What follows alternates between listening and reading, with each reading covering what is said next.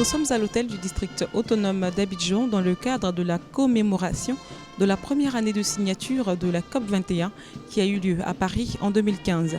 À toutes fins utiles, sachez que COP signifie coopération des parties et la première COP s'est tenue à Berlin en 1995. Lors des COP, les parties signataires ou encore les différents pays s'engagent donc à réduire leurs émissions de CO2 de 18% en moyenne. Alors, au cours de cette cérémonie d'aujourd'hui, il y aura une illumination aux couleurs de l'environnement. Chers amis, il y a un an, les autorités françaises, en collaboration étroite avec les Nations Unies et de concert avec toutes les nations du monde, réussissaient à établir les conclusions de la COP 21. Ce fut un grand succès, les Assises de Paris. Ce fut un très grand succès. Aujourd'hui marque l'anniversaire de la signature de cet accord à Paris et nous nous réjouissons de ce que, en symbiose avec l'ambassade de France, le ministère de l'Environnement et du Développement durable, nous puissions nous réunir en ces lieux pour célébrer la victoire de l'humanité sur les désastres prévisibles que le développement de l'homme peut engendrer. Mais cette grande espérance va se prolonger au Maroc avec la COP 22 pour renforcer les dispositifs déjà entamés à Paris. C'est pourquoi nous allons marquer d'une pierre particulière l'anniversaire de la COP 21. Et je voudrais, au nom de tous les amis du district autonome d'Abidjan, souhaiter la bienvenue à tous ceux qui nous font l'honneur d'assister à cette cérémonie. Vive la solidarité mondiale et vive la COP 21 pour que vive la COP 22. Je vous remercie. Au moment où nous sommes réunis, de par le monde, dans beaucoup de villes, des capitales, mais aussi des capitales économiques, New York par exemple, Abidjan, ce soir, beaucoup d'immeubles publics vont être illuminés en vert pour montrer l'adhésion de l'ensemble des pays du monde à ce grand accord qui, comme vous l'avez dit, Monsieur le ministre, à l'instant, est un élément de solidarité pour lutter contre les dégâts qui ont déjà été commis contre notre bonne vieille terre. Voilà, alors ce soir, donc, l'hôtel de ville, place symbolique s'il en est à Abidjan, vraiment place où beaucoup de choses historiques se sont passées, va être illuminé dans quelques instants.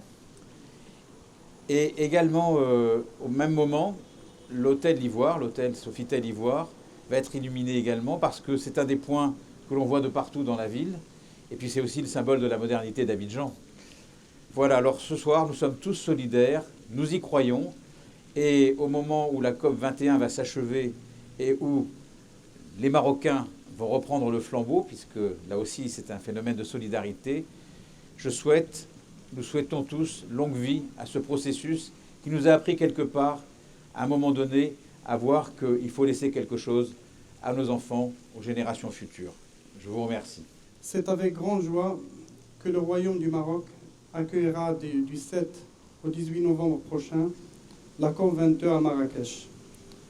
Marrakech, qui est une ville historique au Royaume du Maroc, qui est un symbole de rencontre entre les différentes civilisations, accueillera avec joie cette COP 22 qui demeure un processus incontournable pour sauver notre planète de ce qui s'est passé avant, avec une conscience que l'accord de Paris, signé il y a un an et qu'on vient de fêter, et qu'on fête ce soir l'entrée en vigueur de cet accord, on est conscient que cet accord, c'est un élément phare pour notre avenir et l'avenir de nos enfants. L'environnement, ce n'est pas une question d'un continent ou d'un autre, c'est une question de toute la planète.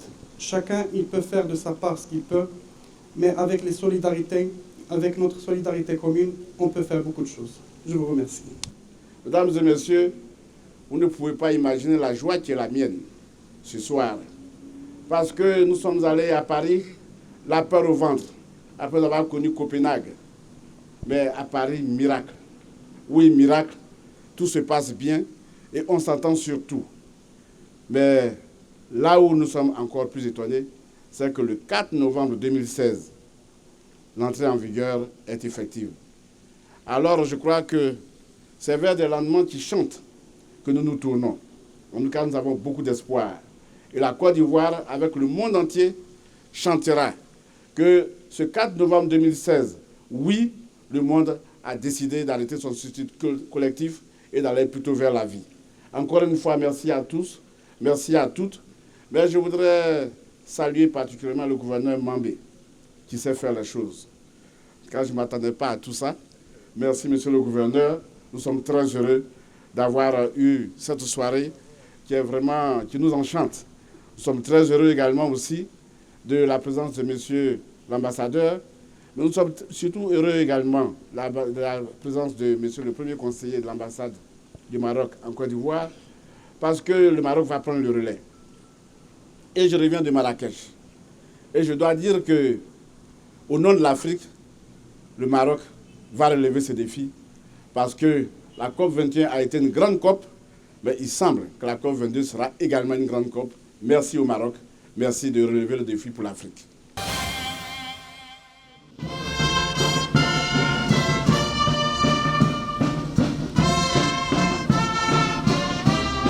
Je me réjouis de ce que cette cérémonie ait lieu parce que c'est une marque indélébile de la volonté de toutes les nations de redonner espérance à toute l'humanité. Et pour les Jeux de la francophonie, justement, l'un des vecteurs porteurs de ces Jeux, c'est l'aspect développement durable. Et vous savez que la Côte d'Ivoire a été major à Nice pour le concours du développement durable. Et nous espérons qu'avec le concours du ministre de l'Environnement et du Développement durable, la Côte d'Ivoire va réitérer ses performances de Nice. Et l'importance du développement durable dans le système de développement de nos nations est telle que pour marquer notre volonté de préserver l'environnement, nous devons en tenir compte dans tous les projets que nous réalisons. D'ailleurs, dans tous les projets importants dans nos pays maintenant, il y a l'aspect de l'étude d'impact environnemental. Donc ça rentre bien dans le cadre des Jeux de la francophonie. Les francophones ont bien fait d'impacter leur présence par les Jeux relatifs au développement durable.